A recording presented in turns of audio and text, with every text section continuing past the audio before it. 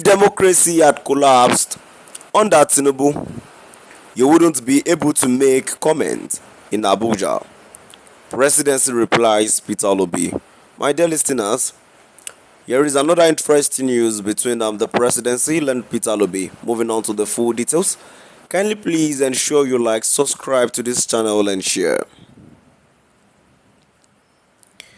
Presidential spokesperson Bayo Ononuga has described former presidential candidate of the Labour Party, Peter Obi, as a disgruntled individual. The presidency made this remark in response to a statement by the 2023 Labour Party's presidential candidate, who noted that Nigerian democracy was collapsing. Obi had made this assertion while commenting on the suspension of Rivers State Governor Siminalayi Fubara by President Bola Ahmed Tinubu. In a post on X, Ononuga said, "I listened multiple times to former Governor Peter Obi's statement in this clip, where he claims that democracy has collapsed in Nigeria. His hyperbolic remarks, designed for headlines, lack deep reflection and a solid, logical foundation. How can a democracy that has threatened over the past 26 years be said to have collapsed? Only a discontent and disgruntled Peter Obi will benefit from the very free speech that democracy provides could perceive such a democratic downfall through its lens. If democracy had indeed collapsed, as Peter claims, and we were living under a regime that opposed democratic principles, he would not have been able to make his comment on Monday at Emeka Ihedioha's colloquium. I urge him to watch his words and refrain from playing to the gallery." Speaking at the 60th birthday celebration of Emeka Ihedioha, a former Imo State governor and former deputy speaker of the House of Representatives, Peter Obi had said they started in 1999 and laid the foundation.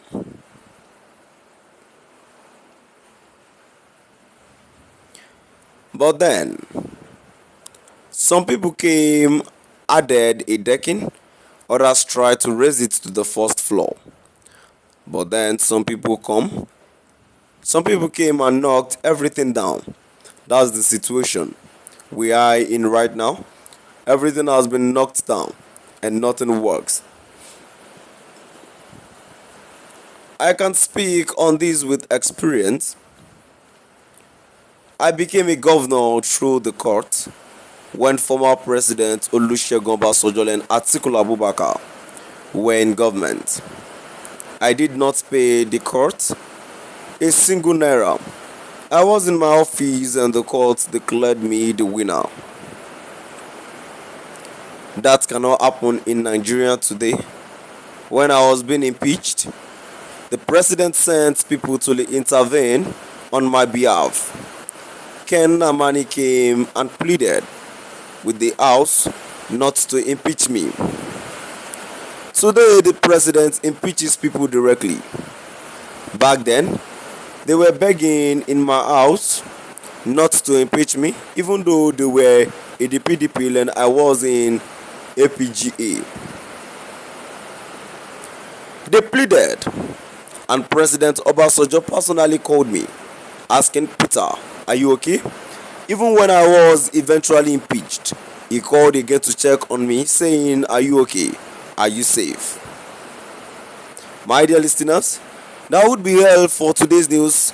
Now moving on to the comment section.